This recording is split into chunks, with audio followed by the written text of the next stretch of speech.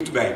E aí, irmãos, o que eu quero dizer para vocês? Eu não ia falar de Salomão, mas Salomão é fundamental na história de Israel e na história bíblica. Porque o tema do nosso curso de 10 aulas é o estudo da Bíblia. E a Bíblia, a gente só se interessa pelo sucesso, mas nós temos que entrar a fundo na Bíblia para conhecer os processos de Deus. Então, o processo de Deus para os reis de Israel. O primeiro, Deus não queria botar rei ali. Deus queria ser o rei, certo? Deus queria ser o rei. Tanto é que quando Samuel fala para Deus, o povo quer um rei. Deus fala, eles não estão negando a vocês, estão negando a mim. Aí Deus escolheu lá, Saul, tá? Aí depois, o povo escolhe Saul e Deus aprova. Aí Saul peca, morre. Aí Deus escolhe Davi. Falamos sobre Davi. Próxima página. Vamos lá.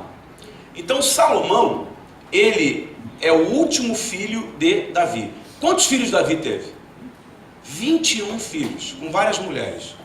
A única mulher dele que não teve filhos foi Mical, filha de Saul. Tá?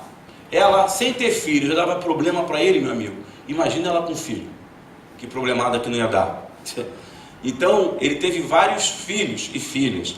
Só que a vida de Davi, em relação aos filhos, foi uma vida conturbada. Todos os filhos de Davi, na sua maioria, deram trabalho para ele. Absalão, o que Absalão fez? Se rebelou contra o pai, roubou o pai, fez um novo exército, perseguiu o pai, expulsou o pai do trono, assumiu o trono, Absalão. Tá? Adonias se autoproclamou rei enquanto o pai estava vivo.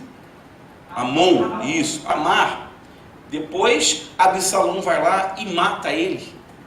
Então olha a vida familiar de Davi. Como que Davi ia colocar um desses no trono? Quem seria o sucessor dele? Então aí que Deus começa a falar comigo e as coisas que eu aprendo, tá? Aí Deus toma partido e escolhe o filho, que é justamente, para você ver como é que Deus trabalha no inimaginável. Deus trabalha nas coisas loucas desse mundo.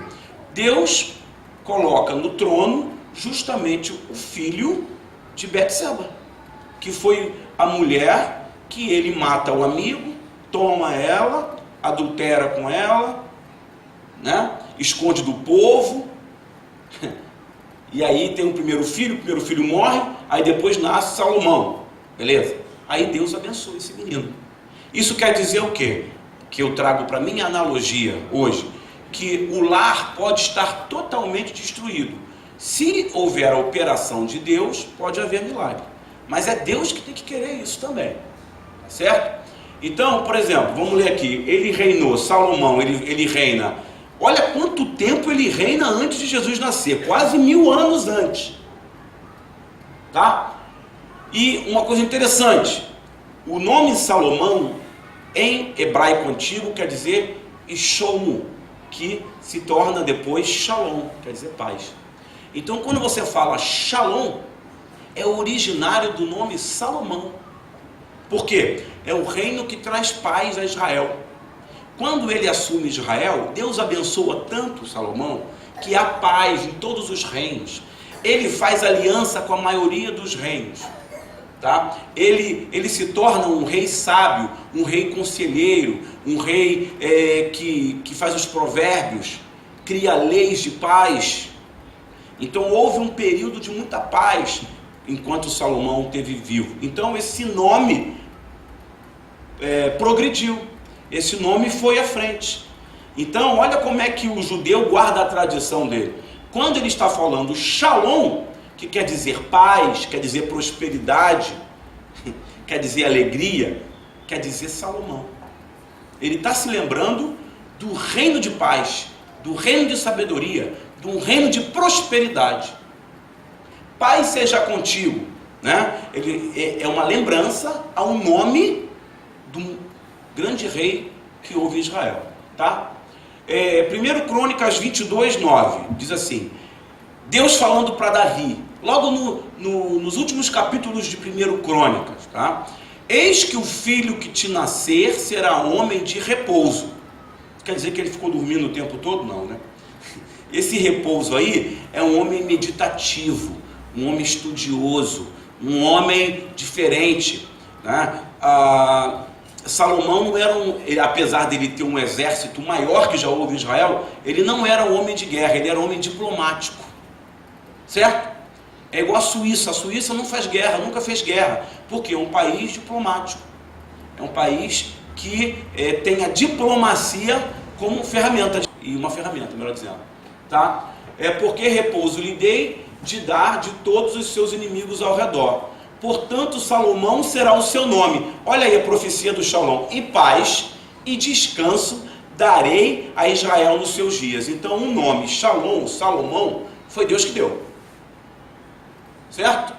Pode passar. Salomão nasce com um propósito.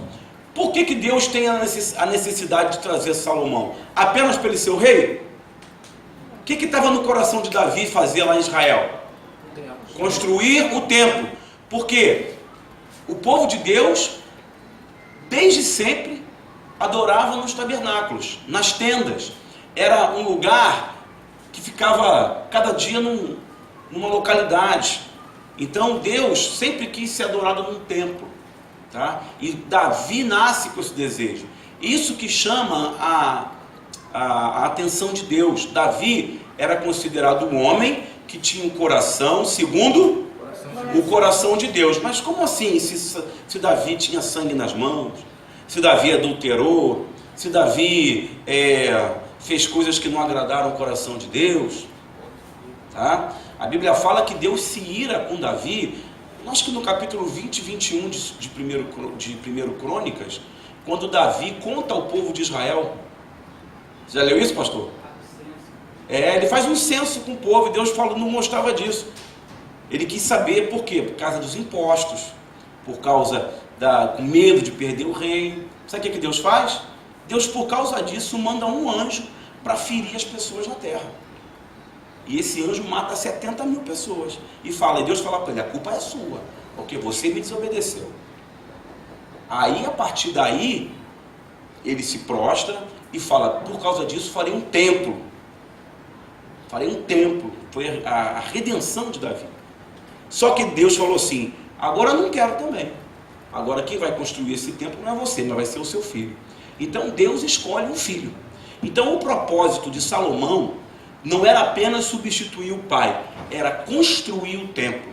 Por que Deus não escolheu outro filho, um dos outros 20 filhos de Davi? Porque todos não estavam preparados, eram bem mais velhos.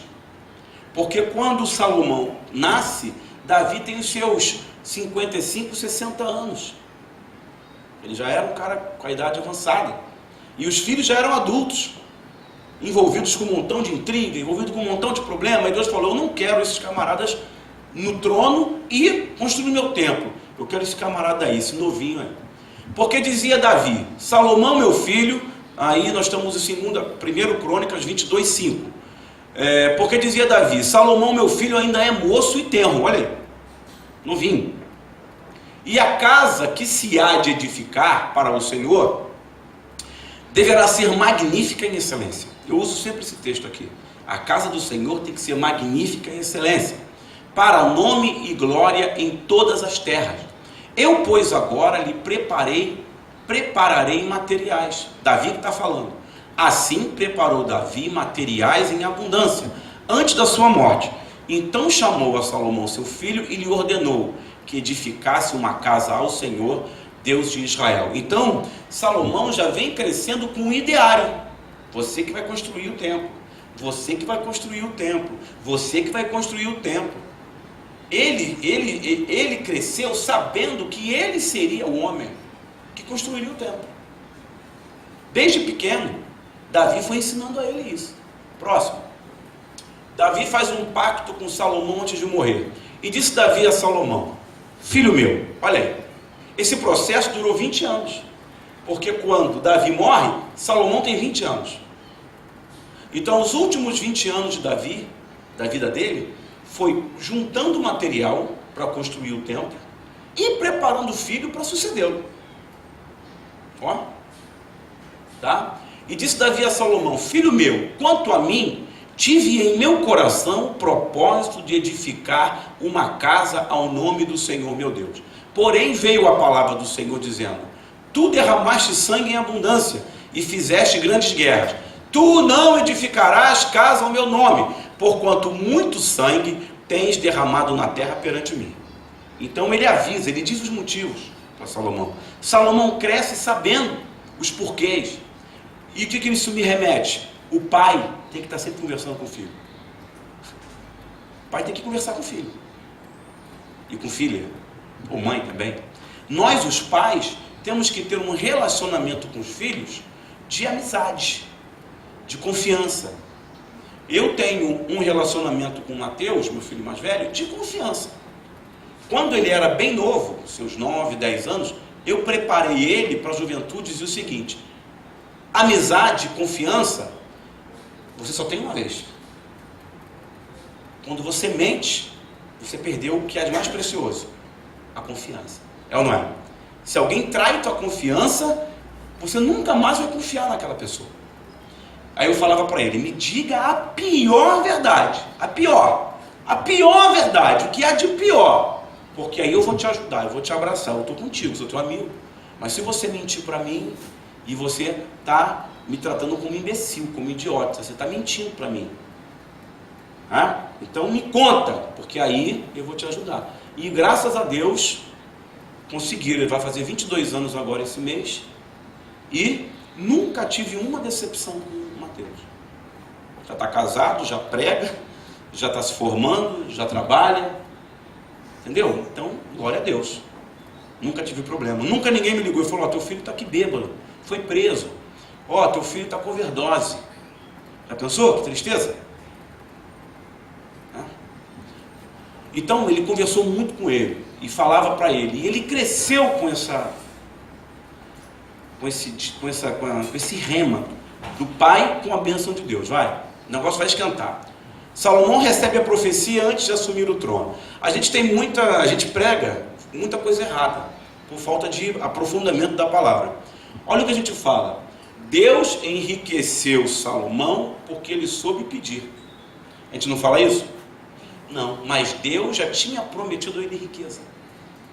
Deus já tinha prometido a ele sucesso. Deus já tinha prometido, nós vamos ler aí. Deus já tinha prometido a ele, através do pai, que o reino dele seria um reino grandioso. Olha aí, olha o que Davi fala para ele. 1 Crônicas 22:11. Agora, pois, meu filho, o Senhor seja contigo, a bênção do pai. Essa é a bênção do pai. Aquela mesma bênção que Jacó recebeu no lugar de Esaú. Tá certo?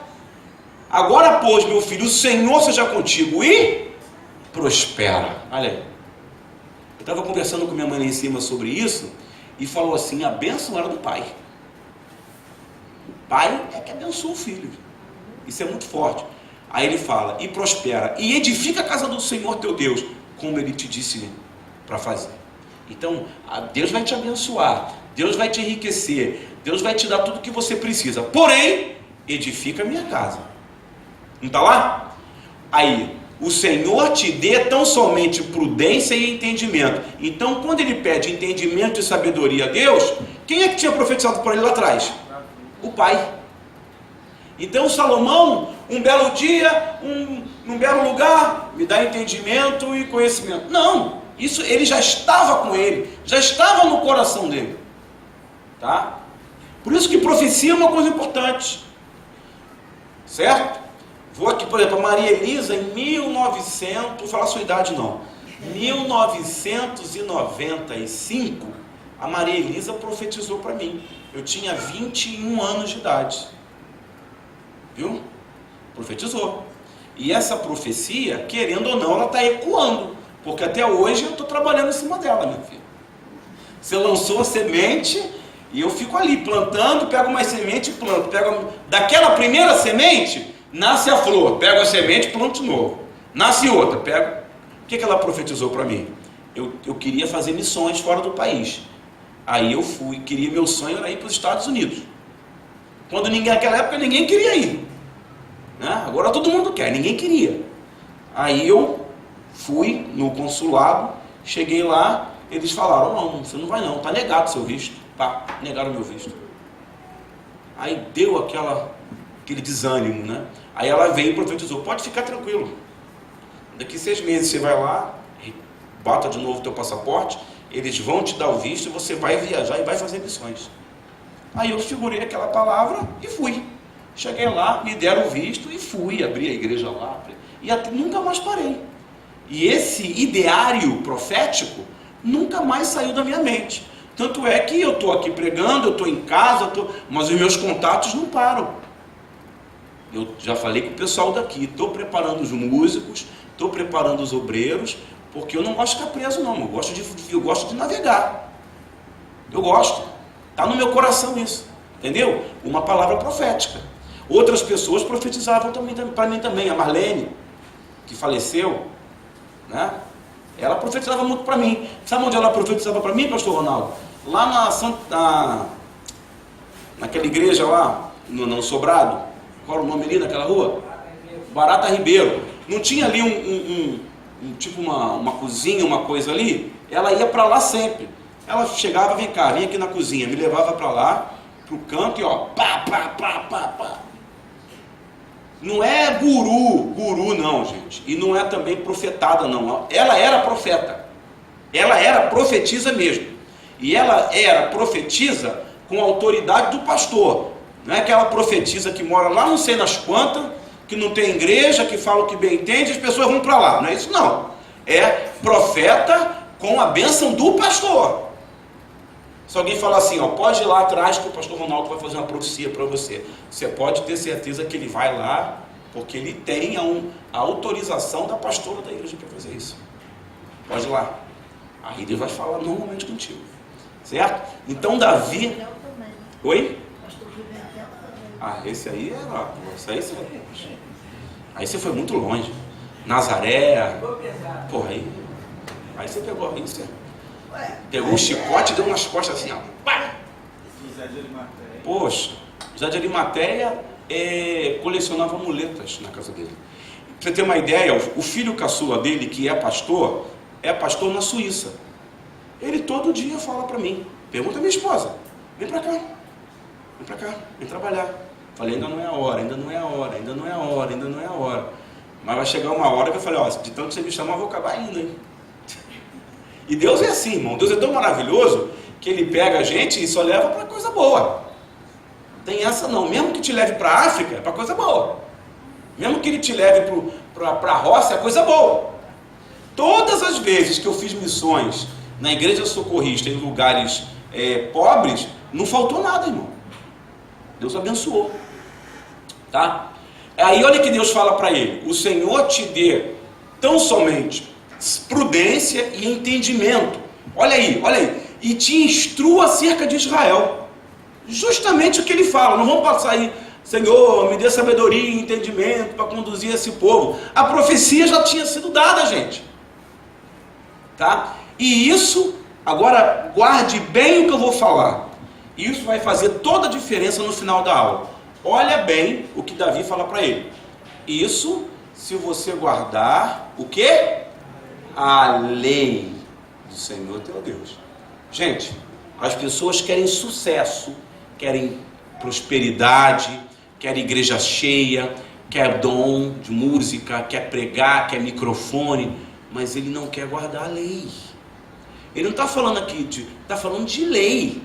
E a lei naquela época se pagava com a morte, tá?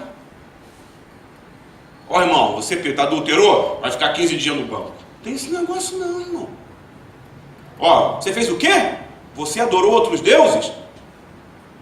Naquela época, amigo, morte. O que Elias faz no alto do Monte Carmelo? Passa a faca em geral. Tá certo?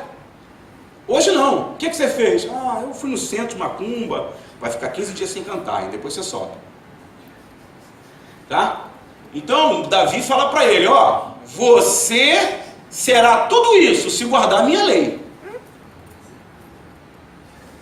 Enquanto você estava aqui, apareceu umas 5, 6 cabeças ali. faz assim, vê que a escola dominical, sai correndo. Por quê? Porque ele não quer a lei, ele não quer a palavra, ele só quer o resultado. Tá certo? Por exemplo, você já viu a teoria da flecha? Sabe como é a teoria da flecha? A teoria da flecha é muito simples. A flecha bem lançada, ela vai longe, não vai? Ela não vai longe? Não acerta o alvo? Às vezes não abate o alimento para se comer? Mas qual é a teoria da flecha? Para ela só vai mais longe como ela é puxada com mais força para trás. Tu quer ir longe? Deus vai te puxar para trás. Ó, aqui, ó. A flecha, para ir muito longe, ela tem que regredir muito. Então, às vezes você vê a teoria de prosperidade, a pessoa ela quer ser lançada, mas ela não quer ser tensionada para trás. Ela não quer descer degraus. Ela não quer. Isso não é derrota, não é regredir, tá? Não é humilhação, não. Deus, ele te puxa para trás mesmo. E quanto mais longe você quer ir, mais para trás ele puxa a flecha. Certo? Isso é uma teoria interessante. Então prosperarás, se tiverdes o cuidado. Olha aí, gente. Acho que isso responde à vida de Salomão. Quantas vezes a gente passa por esse texto e não presta atenção? Você será o sempre Salomão se tiveres cuidado de cumprir os estatutos. Estatuto, olha a etimologia da palavra. Estátua vem de estatuto. É o que? É algo pétreo, algo fixo, é algo que não muda, que não quebra.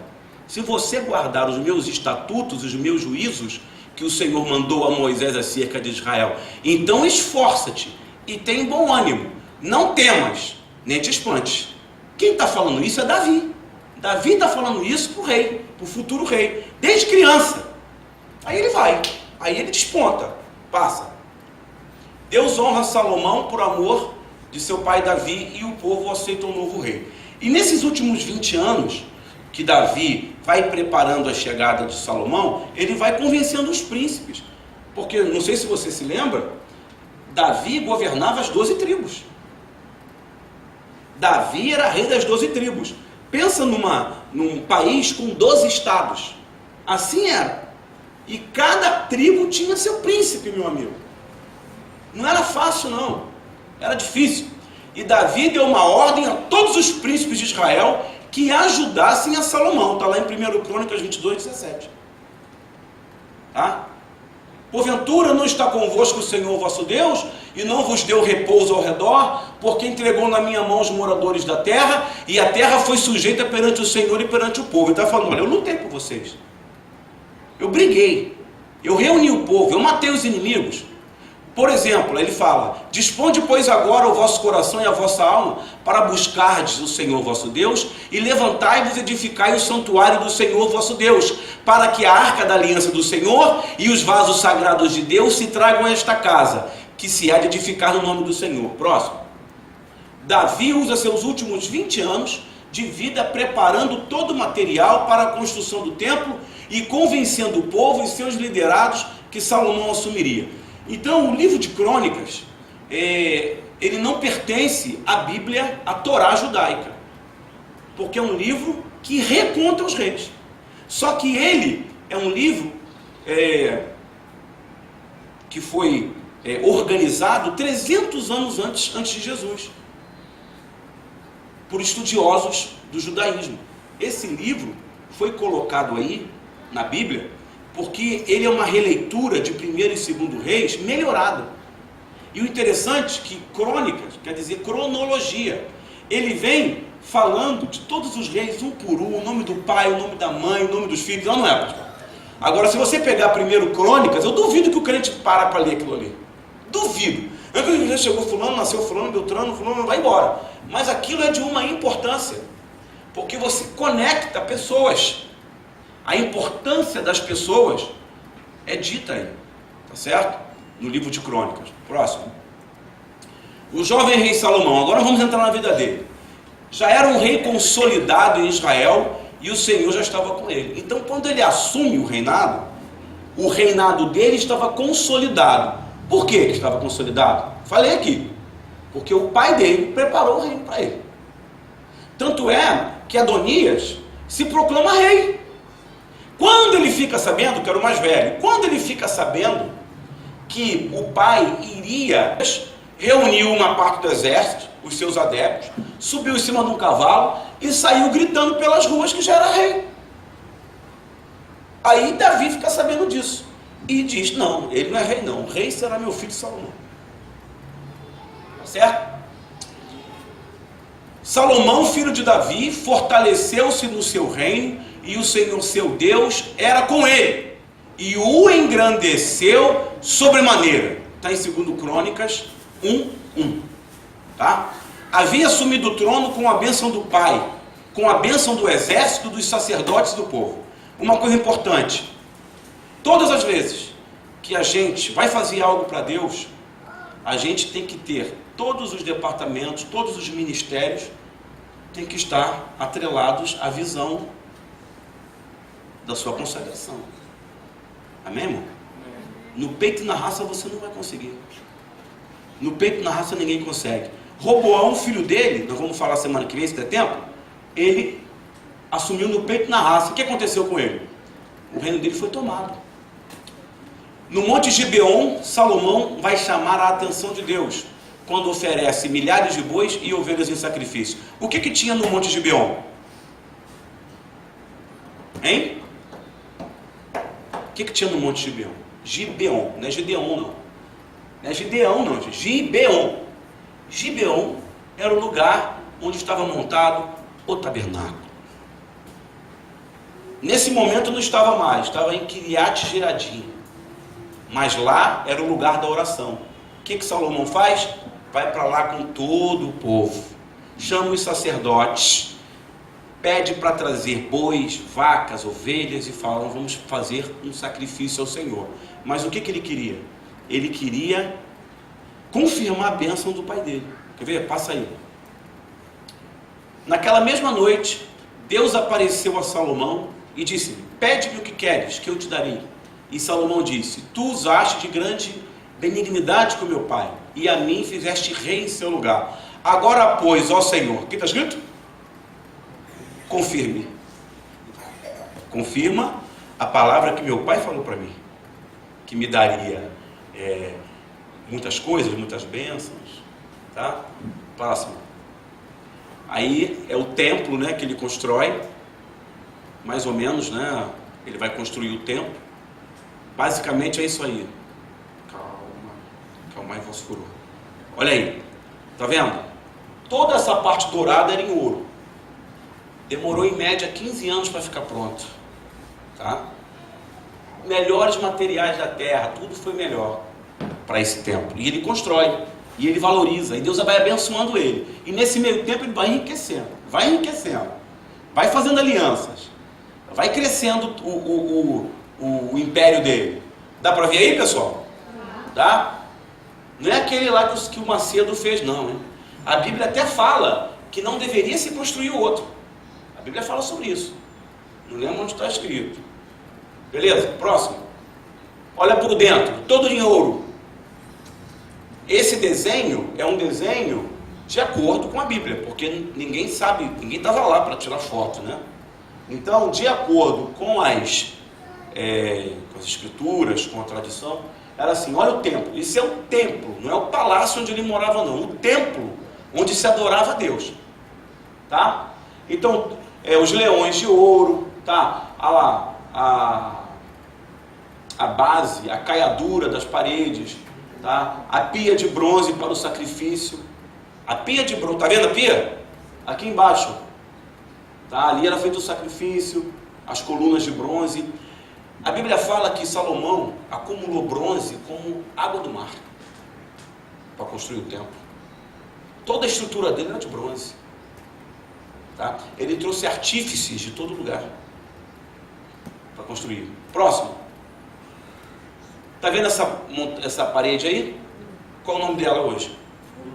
Muro das Lamentações ou Muro Ocidental. Está vendo esse muro?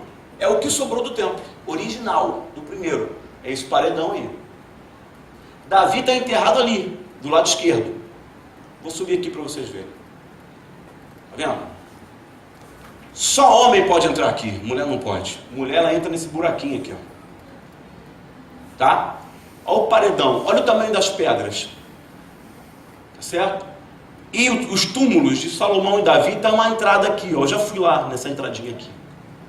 Isso aqui foi o que sobrou. Tá certo?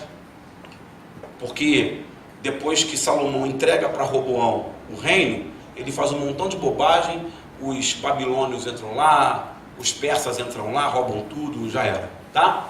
Hoje é o lugar mais sagrado para os judeus e para os islâmicos, certo? Os islâmicos também querem esse lugar aí, e eles ficam lá fazendo as orações, blá blá, beleza, passou. Então vamos falar, eu estava pesquisando sobre Salomão.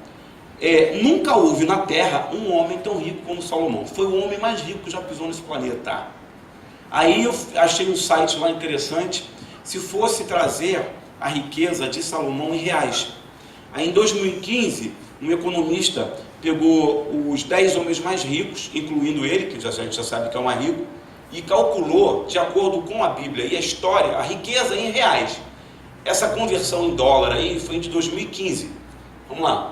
10º lugar, Henry Ford, o maior construtor de automóveis no início do século. A fortuna dele, calculada em 2015, daria 766 bilhões de reais. De um homem.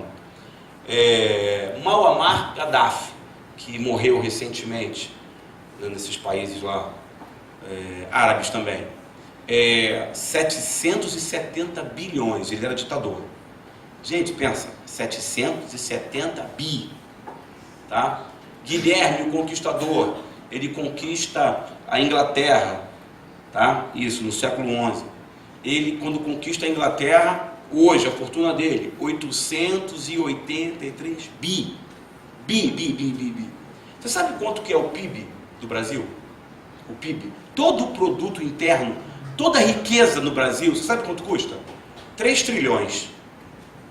É o preço da Apple.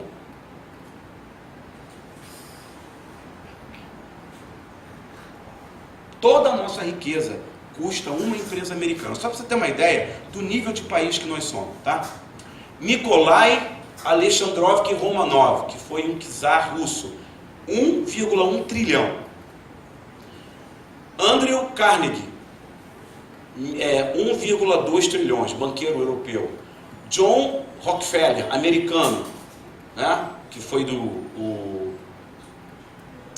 especulador americano, a família Rockefeller, famosa até hoje.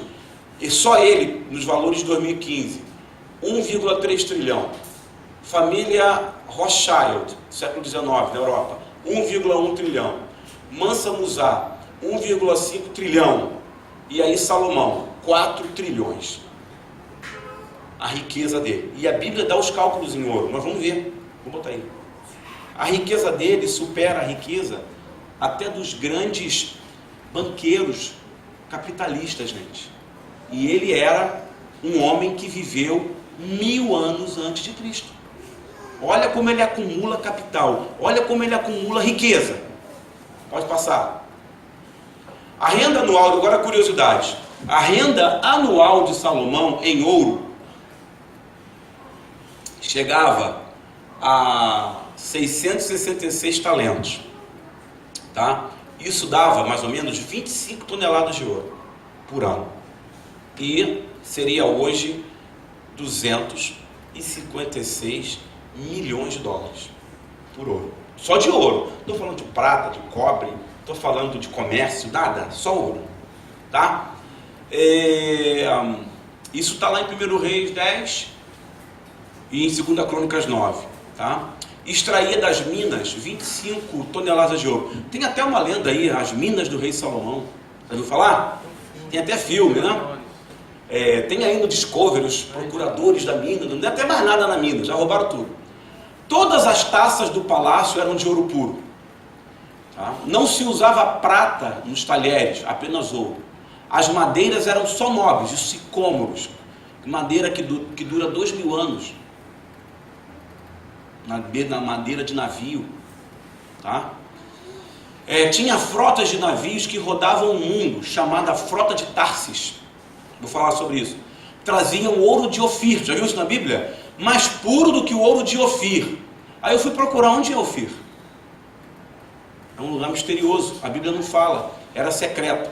De acordo com arqueólogos, era o Brasil, ou o Peru. Peru, as minas do Peru de ouro do Brasil.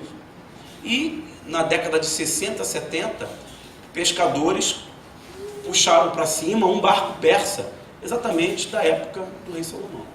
Então, não duvido que eles passaram por aqui. Até mostrei para vocês as cabeças colossais aqui, lembra? Quem viu as cabeças colossais que eu botei aqui, dos Olmecas, que tinham traços negróis, e tem mais ou menos a idade do que eu falei para vocês.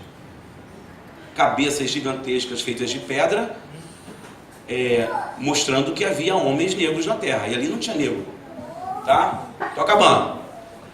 Próximo. Fez alianças com governos de todo o mundo antigo. Seu trono era de puro ouro e marfim, e haviam 6 degraus do trono. Acima da cadeira do trono, que era toda de ouro, havia um cordeiro de ouro maciço. 12 estátuas de leões de ouro maciço havia no palácio. Sua quantidade de ouro desvalorizou a prata. Com o tempo, a quantidade de ouro que tinha em Israel desvalorizou a prata. A prata não tinha mais valor. Seu exército tinha 1.400 carros de guerra. 12.000 homens somente na cavalaria. Os cavalos eram trazidos de Coa, no Egito. Tinha 200 guarda-costas pessoais. Cada um tinha um escudo feito de ouro puro. Outros soldados também possuíam tais escudos. Continua. Mandou fazer no palácio um mural todo de ouro, chamado Floresta do Líbano. Salomão superou a sabedoria de todos os reis da terra. Seus navios traziam animais, vegetais, nativos e arquivos exóticos de todo o planeta. Fez aliança com 1000 dos maiores governos da época, casando com suas princesas. Aí começa o problema dele. Se apaixonou por Sheba, ou Sabá, e com ela teve um filho. Menelik dedicou a ela o livro de Cantares. Quando você lê Cantares, ele está dedicando a Sabá, que é a mesma mulher do Egito, que ele fala que ele amava uma egípcia. Sabá e essa mulher é a mesma pessoa, porque o Egito nesse momento pertencia aos domínios da Etiópia, certo? Continua. Salomão se esquece da aliança com Deus. 1 Reis 11, versículo 1. E o rei Salomão amou muitas mulheres estrangeiras. Isso é um problema. Se eu fosse falar hoje de relacionamento estrangeiro aqui na igreja, que tipo de relacionamento? Glórias a? Deus. Tá bom, pode ir. Mulher estrangeira, o homem estrangeiro seria o que para nós aqui na igreja? Nós que seguimos a Bíblia. Quem seriam essas pessoas? Exatamente. Pessoas que não têm o mesmo viés religioso. Olha a problemática que é isso. Deus não gosta disso, ó. E o rei Salomão amou muitas mulheres estrangeiras. Então, ele era um homem muito vaidoso. Então, o problema do dinheiro e da riqueza é a vaidade. Porque eu vou dizer uma coisa. Ele tinha minas, não tinha minas? Quem trabalhava nas minas? Escravos, né? Isso é o gostoso da história. A história conta a história de quem? Perdeu. A história que é demonizada hoje, que chama-se história complexa, é uma história, ou chamada micro-história, é a história que estuda a história de quem perdeu, ou de quem não tem voz. Então, toda essa riqueza de Salomão era geradora de sofrimento, gente. Ou você acha que era um céu? Você acha que as pessoas que trabalhavam nas minas, trabalhavam como? Porque queriam? Na base do chicote, querido. As pessoas que iam buscar as coisas em outros povos, você acha que essas pessoas iam como? Alegres e contentes? Os soldados, os reis, os impostos eram altíssimos. A riqueza de Salomão era baseada em impostos. Tanto é que Roboão, o que ele faz quando ele assume o trono? em relação aos impostos? Ele triplica os impostos. E aí que há a ruptura das tribos. Tá certo? Então o Salomão, a vaidade dele atrapalhou ele. Não é só o amor. E o que eu falei para vocês? Guarda isso. Ele passa a esquecer a lei. Ele passa a esquecer os mandamentos, o amor. Davi amava o povo, gente.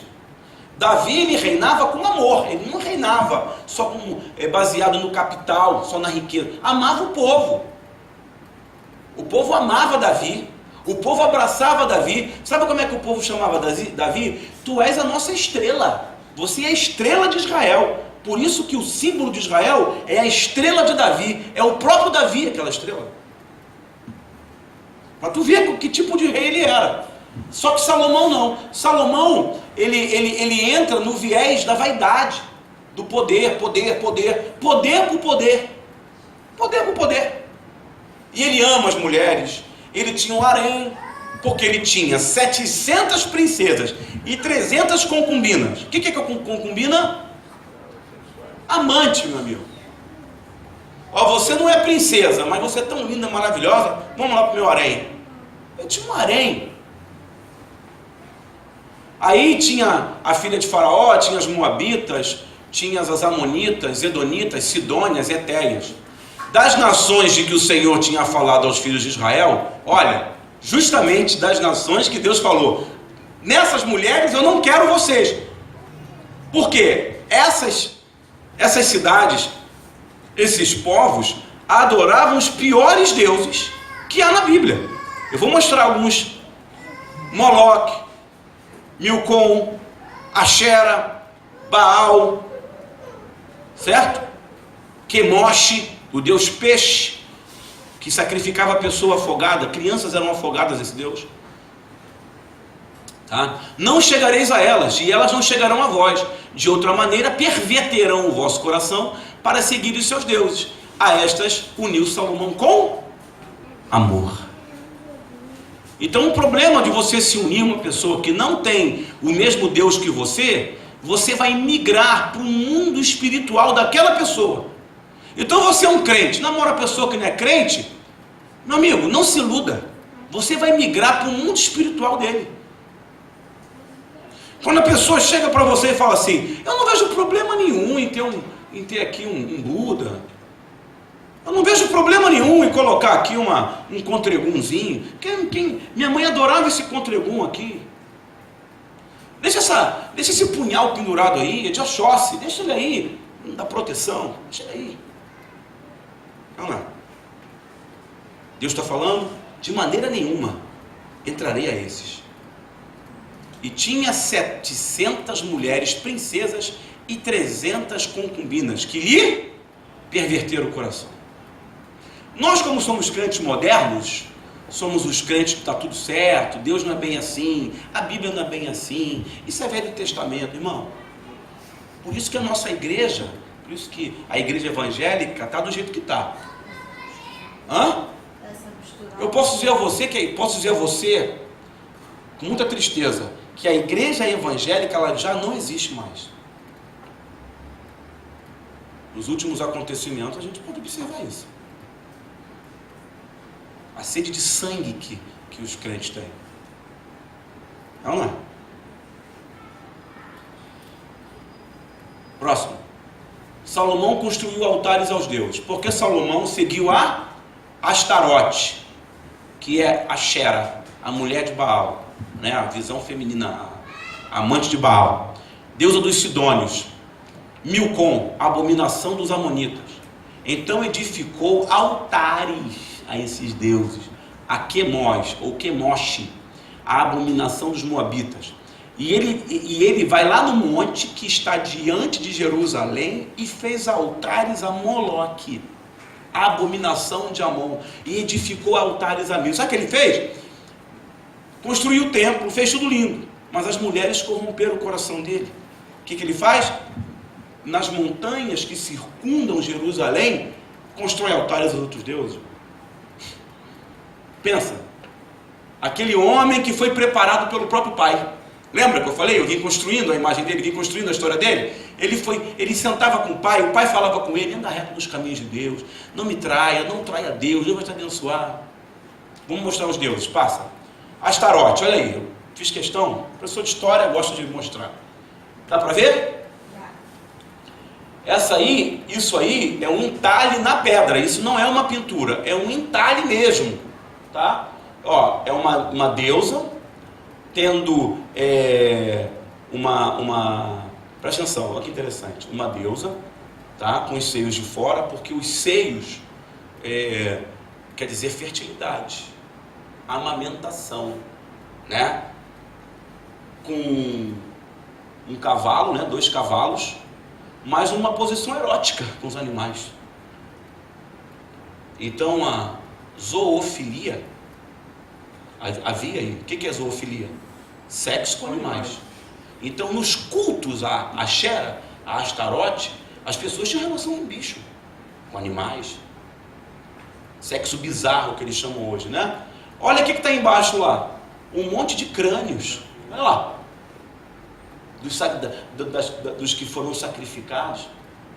Nós sabemos que é um demônio, nós que somos cristãos sabemos que é um demônio, tá? É uma palavra usada como minha deusa, minha senhora. Na minha pós-graduação de História do Cristianismo, os meus professores garantem com todas as letras que a arqueologia antiga e os próprios formadores do catolicismo trazem a figura de Astarote e atrelam a Maria, mãe de Jesus. Por isso que eu tenho esse poder isso é um estudo acadêmico. Por isso que Maria tem esse poder de arrebanhar pessoas, tá? Próximo. Aí, ó, isso é uma imagem, é uma estátua dela, olha, descoberta, olha que interessante. Tem alguns bichos ali, até porque os animais, né, fazem parte dessa adoração, né? Estão entendendo? Sim, Salomão adorou isso aí. Próximo. Moloque, ou Milcom, é o mesmo Deus, né? Esse aí para mim é um dos piores. Dá para ver a imagem? Quem gosta de criança aí? Todo mundo, né? Mas o Satanás também. Quando Jesus fala, deixai vir a mim os pequeninos, o que ele está falando? Não ofereçam seus filhos a Moloque. No Brasil do Evangelho, que não é bem assim, nós oferecemos, nós não, misericórdia, as pessoas oferecem os filhos a Moloque de maneiras análogas, certo? Com Corme Damião, a liberdade excessiva, Halloween, agora os crentes chamam de, tem festa dos crentes de Halloween, sabia? Tem, eu esqueci o nome, tem um nomezinho aí, o pessoal sai aí andando por aí, entendeu? Olha bem, Moloque era um deus touro, meio homem, e olha como as pessoas adoravam, com trombetas, olha lá, se rendiam a ele, porque a figura do boi liga a Baal. Lembra que o primeiro deus que eu falei aqui na história das religiões foi o bezerro, foi o boi, foi o touro? Por quê? Por causa da força da carne e na vaca, no caso, o leite, né? E aí oferecem as crianças como sacrifício. Por que oferecer criança como sacrifício? Porque quanto maior o pedido, maior deveria ser o sacrifício.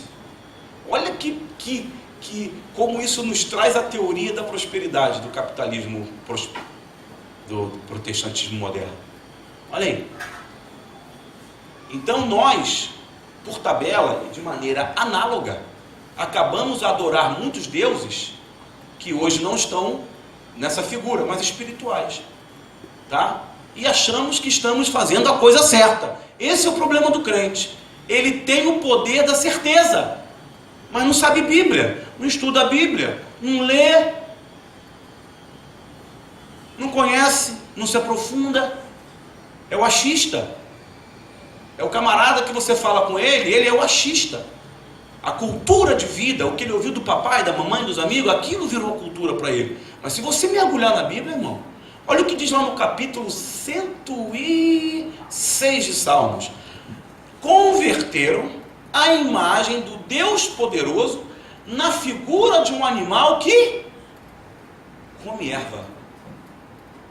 A maioria dos deuses tinha cara de burro, de cavalo, de cachorro, de boi. Por quê? Porque o Satanás ele quer pegar as semelhanças e a imagem de Deus e humilhar. E falava aqui, ó, a tua semelhança, adorando um cara de cavalo aí, ó.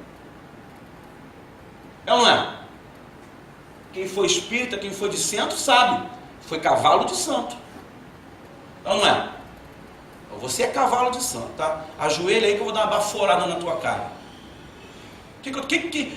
Qual é a análise que a gente faz? Aqui, Satanás. Porque ele é o acusador, não é? A Bíblia fala que ele nos acusa de dia e de noite. É ou não é? Aqui, Jeová, aqui, ó.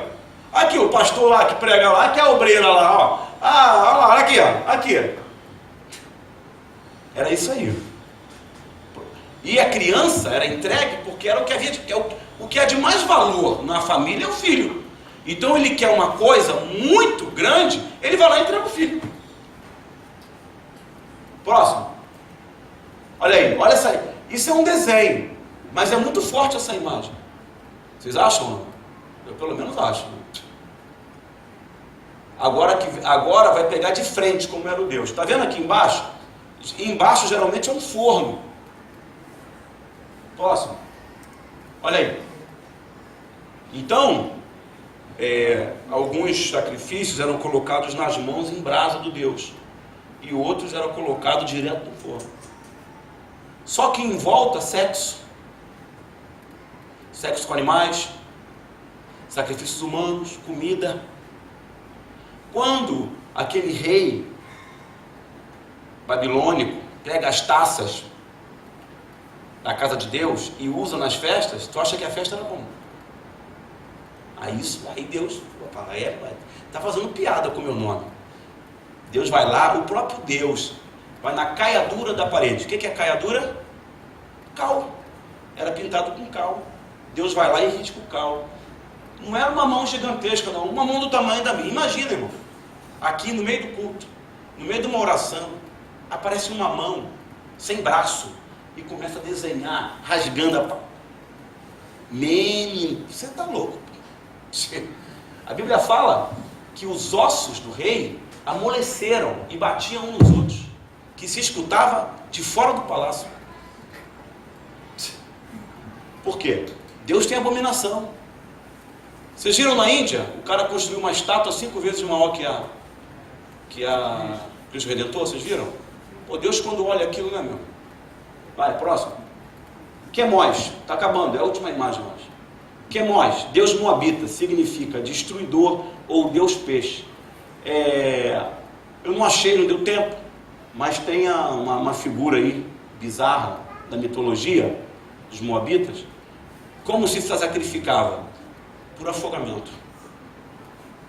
Então Salomão, gente, que construiu o templo, sacrificou a esse Deus aí, a Moloque, a Astarote, a Milcom, a Baal.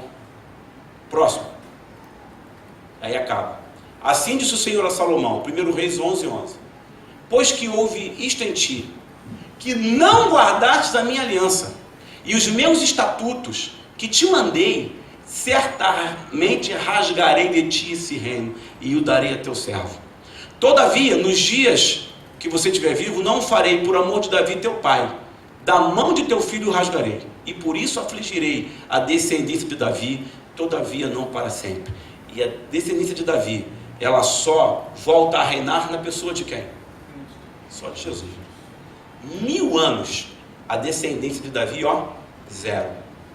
Então, a nossa escola dominical, hoje, ela aborda isso. O compromisso que nós temos que ter com o pai, com a mãe, com a igreja, olha aí, com os estatutos, com as leis. Nós temos que pesquisar os fundamentos da Bíblia para poder ter opinião sobre uma coisa. Entendeu? Honrar a palavra, honrar os votos, honrar a Deus, o compromisso. Não se deixar levar pelas coisas do mundo, não adorar outros deuses, de maneira nenhuma abandonar as coisas de Deus em favorecimento de outros deuses, mesmo que sejam análogos à cultura, mesmo que outro Deus esteja transmutado de um feriado ou de uma coisa que a gente faz naturalmente. A gente tem que abrir a Bíblia e saber o que é certo e errado. Irmãos, Deus falou comigo, o meu evangelho está desaparecendo da terra. Hoje ninguém fala mais sobre arrependimento. Fala, não. Hoje alguém fala sobre arrebatamento? Não. Hoje alguém fala em batismo com o Espírito Santo? Duvido. É só prosperidade, é só sucesso, sucesso, sucesso, sucesso, prosperidade, dinheiro. E amigo, você não vai ganhar dinheiro se você não trabalhar. Não acorda cedo não para tu não trabalhar, Marcelo. Quer saber? Deus, hoje eu vou ficar em casa aqui vendo meus filmes. Coitado, ele vai estar lascado. Então, a gente tem que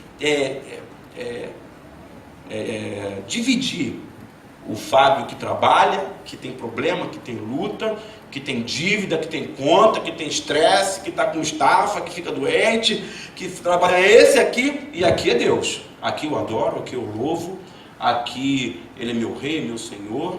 Eu não misturo as coisas não, porque se eu misturar, vai dar ruim, certo? Então desatrela e seja um adorador, independente do que está lá fora, entendeu? Amém? Entenderam? Amém.